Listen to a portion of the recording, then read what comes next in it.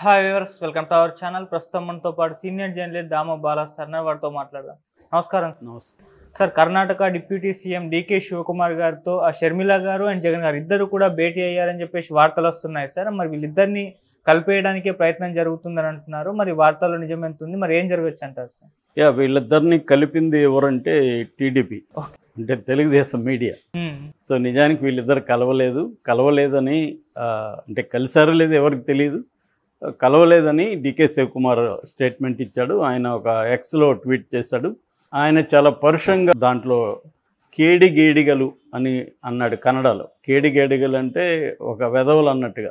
ఎవరో కొంతమంది వెధవులు మేమిద్దరం కలిశారని ఫోటో కూడా పెట్టారని కింద దిశ అనే పత్రికలో వచ్చిన న్యూస్.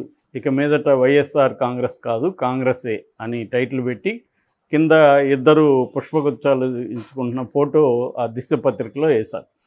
దాన్ని ఆయన షేర్ చేశారు కింద చేసి పైన కొంతమంది ఇలాగా కేడిగేడిగలు అంటే దాన్ని స్కౌండ్రల్స్ అని కూడా అనువదించారు.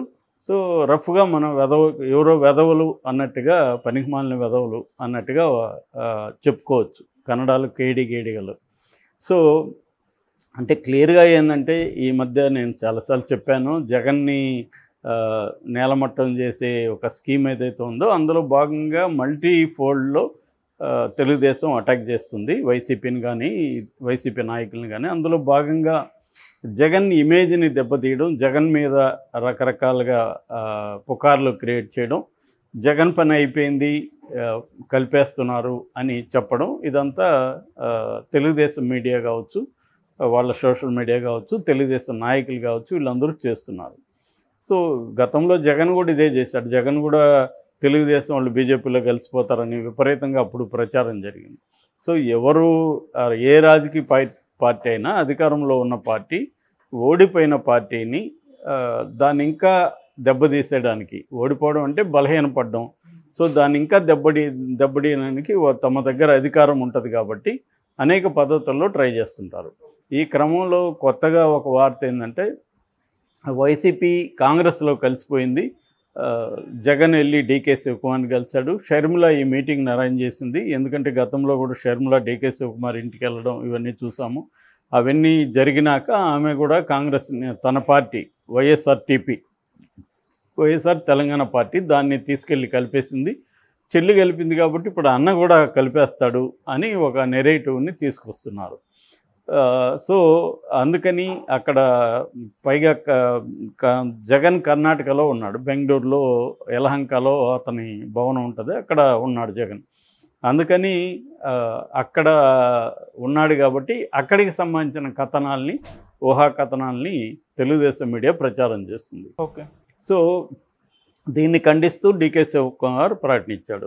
ఎందుకంటే అది అతనికి కూడా ఇదవుతుంది. కాంగ్రెస్ అధిష్టాన నాడ్ లేకుండా అతను వెళ్ళి కలిసే పరిస్థితి లేదు.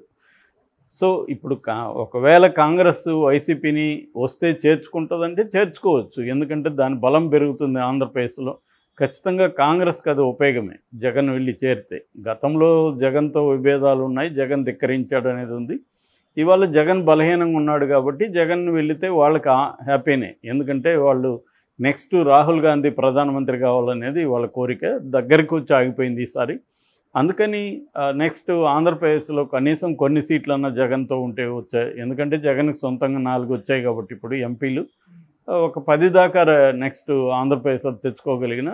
ఇక్కడ కర్ణాటక ఉంటుంది, కేరళ ఉంటుంది, ఎట్లాగో తమిళనాడు కేరళలో వాళ్ళ మిత్రపక్షాలు ఉన్నాయి కాబట్టి సౌత్ ఇండియాలో గట్టిగా పాగా వేయచ్చు అనేది కాంగ్రెస్కి ఉంటుంది. కానీ జగన్కి అవసరం ఉందా అనేది ఇంపార్టెంట్. ఇక్కడ జగన్కి అవసరం అయితే లేదు. ఎందుకంటే 40% ఓట్ల షేర్ ఉన్న జగన్ 2% కూడా లేని కాంగ్రెస్లో కలవాల్సిన అవసరం జగన్కి లేదు.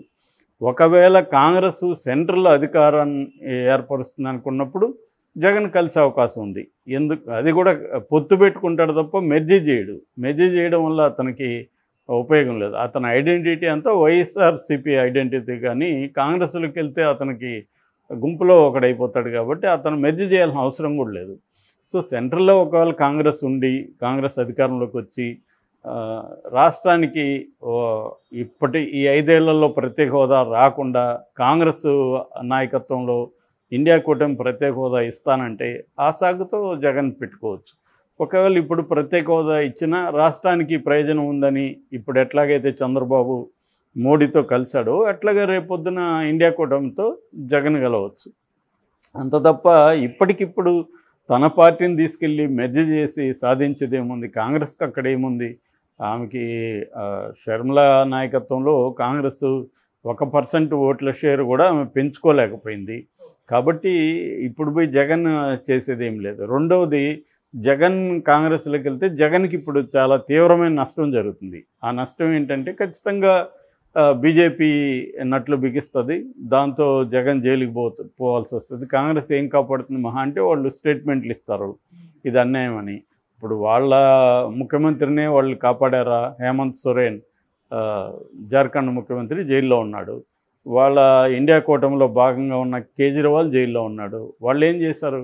మహా అంటే మాట్లాడతారు, ఖండిస్తారు, అంతకంటే ఏం చేయలేరు కదా. దానికంటే కూడా జగన్ ముందున్న బెస్ట్ ఆప్షన్ ఏంటంటే మోడీతో ఉండడం.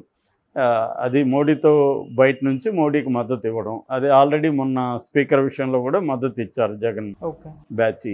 సో రెండోది, ఇప్పుడు రాజ్యసభలో జగన్కి 11 మంది ఉన్నారు, ఇటు లోక్సభలో 4 ఉన్నారు. కాబట్టి మోడీకి కూడా జగన్ అవసరం ఉంది. కాబట్టి జగన్కి మోడీతో ఉండడం అవసరం తప్ప కాంగ్రెస్లో విలీనం కావడం అవసరం లేదు.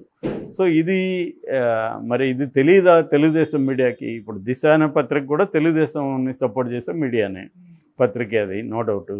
సో ఇది తెలియదంటే తెలిసినా వాళ్ళ కొంతకాలం నుంచి ప్రజలు నమ్మినా నమ్మకపోయినా మనం చేసే పని చేస్తూ ఉన్నామని చేస్తున్నారు. అది సక్సెస్ కూడా అయ్యారు. ఎందుకంటే గోబెల్స్ అని హిట్లర్ కాలంలో ప్రాపగండా ఇన్ఛార్జ్ ఉండేవాడు. ఆయన ఫిలాసఫీ ఏంటంటే ఒక అబద్ధాన్ని 100 సార్లు మనం ప్రచారం చేస్తే అది నిజమని నమ్ముతారు అనేది అతని ఫిలాసఫీ. దాన్ని ఇప్పుడు అన్ని పార్టీల మీడియా ఇదే ఫాలో అవుతుంది. సో మనం అబద్ధం చెప్పదలుచుకుంటే చెప్తా ఉంటే నమ్మేవాడు నమ్ముతాడు కదా. కాంగ్రెస్లో కలిసిపోతుందని ఇంత లాజికల్గా ఆలోచించే వాళ్ళు తక్కువ మంది ఉంటారు.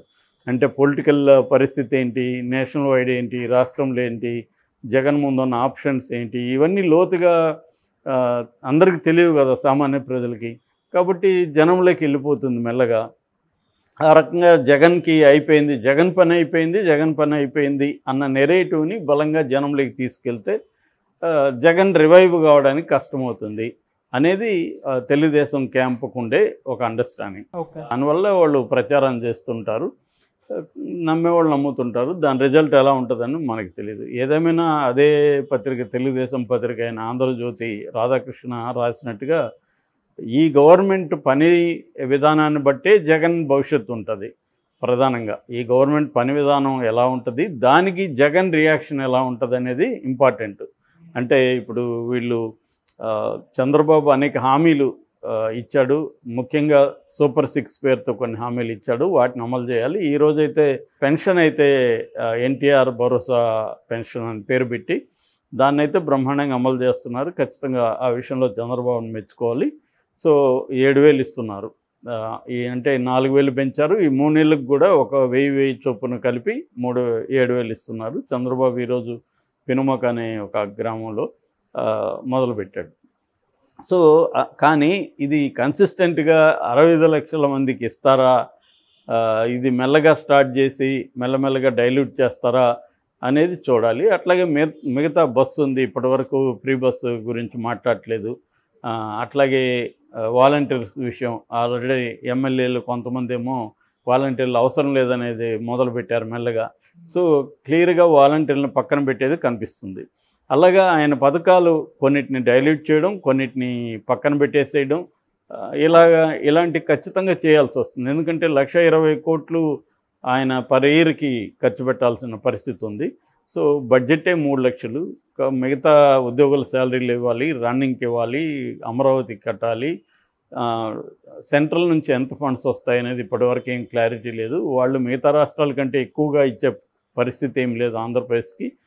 ఏమన్నా ఇవ్వాలంటే ప్రత్యేక ప్యాకేజో ప్రత్యేక హోదానో ప్రకటించాలి తప్ప అది లేకుండా ప్రత్యేకంగా ఆంధ్రాకి ఎక్కువ ఇస్తే అక్కడ బీహార్ ఉన్నాయి, ఇతర మిత్రపక్షాలు ఉన్నారు, వాళ్ళు కూడా గొడవ చేస్తారు. కాబట్టి దాన్ని బట్టి జగన్ రియాక్షన్ బట్టి జగన్ ఎంత నిలబడతాడు ఈ ఫైటింగ్లో అనే దాన్ని బట్టి జగన్ భవిష్యత్తు ఆధారపడి ఉంది. Okay sir, thank you so much.